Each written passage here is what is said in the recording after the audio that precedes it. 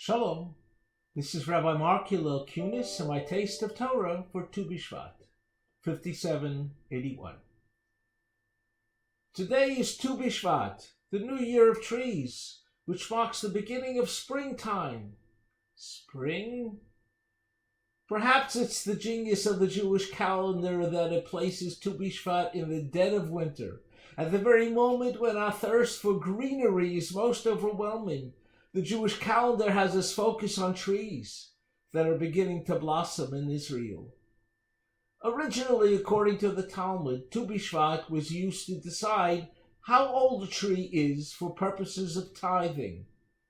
Fruit of trees that blossom before Tu Bishvat are considered part of the previous year's produce, while fruit that blossom afterwards are part of the next year's crop. Over the years, Tu Bishvat became much more. In ancient Israel, a cedar sapling was planted on Tu Bishvat for each boy born that year, and a cypress for each girl. When there was a wedding, they took the branches from the boys' and the girls' trees and they made a chuppah. How sweet is that?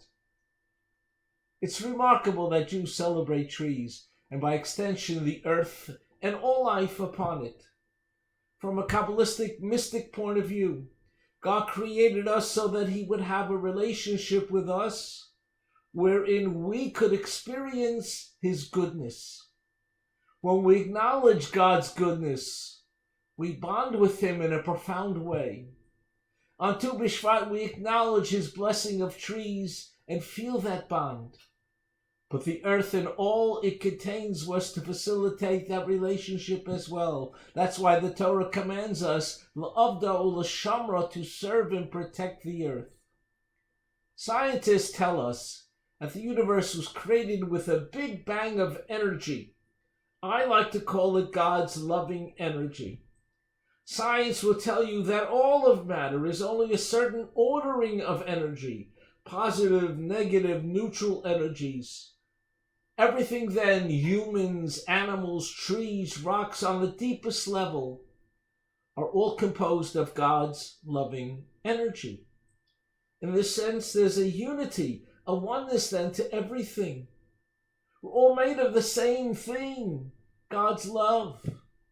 On Tu Bishvat, we should try to feel that oneness, especially in regard to trees. As the Torah teaches, ki ha'adam eitz hasadeh, for a person is like the tree of the field.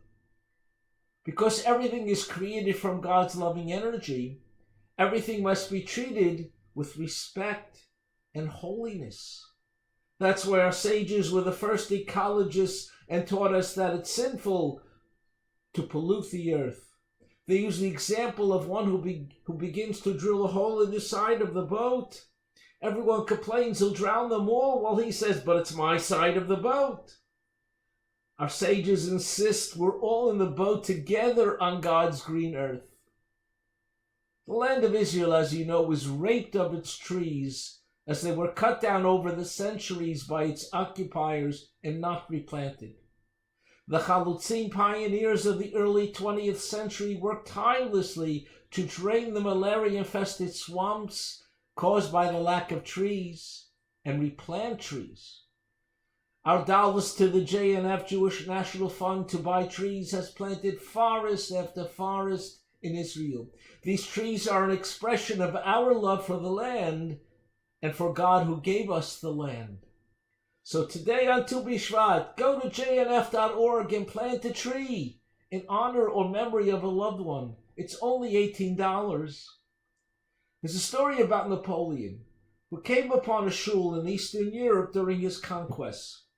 It was Tisha B'Av, and he saw hundreds of Jews sitting on the floor mourning the destruction of the two temples in Jerusalem and the loss of their land. He said, a people who after so many centuries can still shed tears over the loss of its land and the destruction of its temple is bound to regain it someday.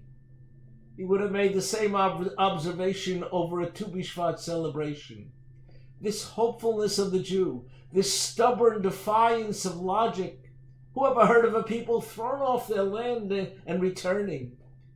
This undying faith, is the great lesson of Tu Bishvat, for it teaches that just as a tree appears lifeless, dead, and unable to weather the winter frost, yet when spring comes, the impossible becomes matter of fact.